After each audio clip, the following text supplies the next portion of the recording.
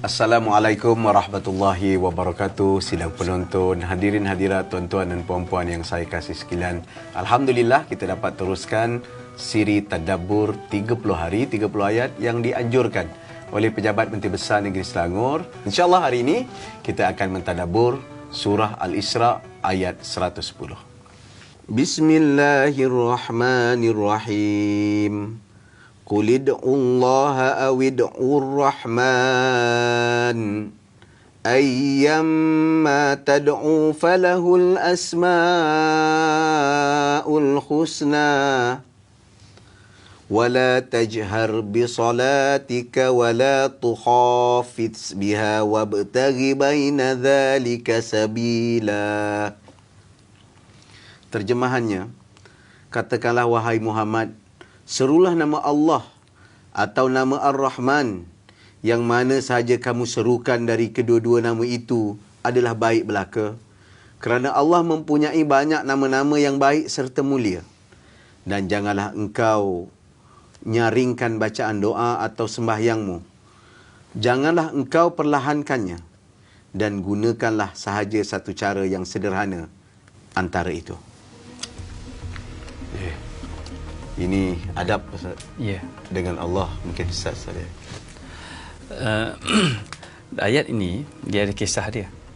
Jadi maknanya Nabi SAW ada keadaan dia memanggil Allah, Ya Allah. Ada keadaan memanggil Ya Rahman, dan nama-nama dan sifat-sifat yang lain. Jadi orang kafir Quraisy dengar, dia kata macam ni, orang ni halang kita untuk menduakan Tuhan, tapi dia kejap Allah, kejap Rahman, yang lain. Maka turunlah ayat ini menyatakan bahawa Allah Ta'ala itu zatnya esa, walaupun sifatnya berbilang dan namanya berbilang. Begitu. Dan di sini juga menunjukkan bahawa keharusan untuk kita berdoa dengan menyeru nama Allah. Sama ada nama pada zat, itu Allah. Nama pada sifat, itu Ar-Rahman, Ar-Rahim. Sampailah As-Sabur, yang Asmaul Husna itu. Itu nama pada sifat. Di sini juga para ulama mengembangkan dengan mengambil istimbat daripada ayat-ayat Al-Quran untuk mengembangkan lagi nama-nama dan sifat-sifat Allah Ta'ala serta perbuatan-perbuatan Allah. Itu semua adalah bertitik tolak daripada sini, pada menyatakan bahawa kita memang munajat kita hanya kepada Allah Subhanahu Wa Ta'ala. Begitu. Itu yang pertama. Jadi dari sudut adabnya adalah boleh untuk kita berdoa, sama ada berdoa dengan Ya Allah, Ya Rahman, Ya Rahim, Ya Latif, Ya Sabur dan sebagainya. Dan di sana para ulama, antaranya Imam Ghazali sendiri, ada kitab mensyarahkan Asmaul Husna. Lantaran apa? Lantaran perkara ini mendapat satu keizinan khusus daripada Allah kepada Nabi SAW. Dan itu adalah kaedah untuk kita rasa bermanja dengan Allah, sesuai dengan nama Allah Ta'ala pada sifatnya dan pada perbuatan-perbuatannya itu. Begitu. Itu yang pertama, tentang asma dan asma Allah Ta'ala.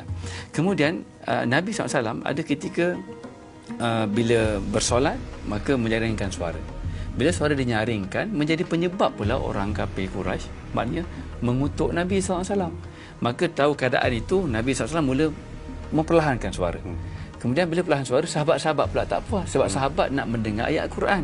Maka itulah wabtaghi baina dzalika sabila. Maknanya ambil yang pertengahan itu. Maknanya apa? Dalam kita berasa seronok beribadat kepada Allah, jangan sampai dilupakan keadaan sekeliling. Maknanya kita pernah sedar dengan Allah kita bertumpu, tapi kita sedar sekeliling kita manusia. Dengan manusia kita meraihkan, tapi kita kena sedar kita tetap di dalam takbir dan tetap tawajuh kita hanya pada Allah Subhanahu Wa Taala. Maknanya Islam itu menyuruh kita untuk sentiasa dalam kesedaran. Dipanggil kesedaran dengan Tuhan dan kesedaran sesama hamba. Begitu.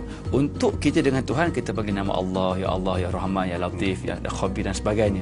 Pada masa yang sama, bagaimana implikasinya apabila kita beribadat itu terhadap hamba-hamba orang-orang sekeliling.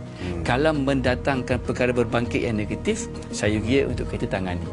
Ayat ni boleh kita kiaskan dengan isu kat tempat kita, azan kuatlah, tazkirah, nak dengarkan sampai keluar taman ke ataupun hanya dalam surau saja ke, di situ perlu untuk diperhalusi. Kadang-kadang orang nak rehat, dia tak nak ibadat lagi, dan itu ibadat sunat. Kenapa nak paksa ke orang dengar kita punya kuliah? Begitu. Tetapi ada orang yang tak dapat nak ke masjid tapi dia nak dengar kuliah, maka dikuatkan pengusaha suara surau. Itu kena elemen kemanusiaan itu perlu untuk diteliti. Itu maksud ayat ini. Bukan akur kepada kehendak manusia dan nafsu manusia, tetapi kita kena cakna dalam aspek kehidupan kemanusiaan itu. Dan kalau orang kafir Quraisy, memanglah waktu zaman Nabi SAW hidup, memang hal mereka ni kutuk Nabi je lah. Apa lagi mereka buat? Tapi pengajaran kepada kita adalah apa dia? Dua perkara. Ibadah kepada Allah, penuh kesedaran kepada manusia, dan Allah Ta'ala itu boleh kita nikmati nama-namanya yang pelbagai, tapi zatnya tetap esa. Allahu Akbar. Jadi penjelasan yang sangat mendalam, yang yang saya rasa ada kaitan dengan kehidupan kita. Kita memilih surau, masjid. Kita lupa di sekeliling surau masjid itu juga ada perumahan, kejiranan. Itu amalan sunat. Tetapi kadang-kadang kita memasang dan menderukan suara yang kuat. Itu semua tidak kena ataupun tidak betul daripada segi adabnya sebagaimana ajaran Al-Quran. Tapi penelitian sangat perlu. Maknanya kefahaman antara komuniti dan semua, dan ia akan menjamin nama baik dan juga apa yang dikata keindahan Islam, agama yang kita anuti bersama-sama. Semoga kita mendapat sesuatu yang bermakna daripada ayat yang kita bacakan pada hari ini, dan saudara-saudari juga akan terus berusaha untuk mentadabbur ayat-ayat yang lain serta Al-Quran yang sangat kaya ini. Sekian, terima kasih. 30 hari 30 ayat. Wassalamualaikum warahmatullahi wabarakatuh.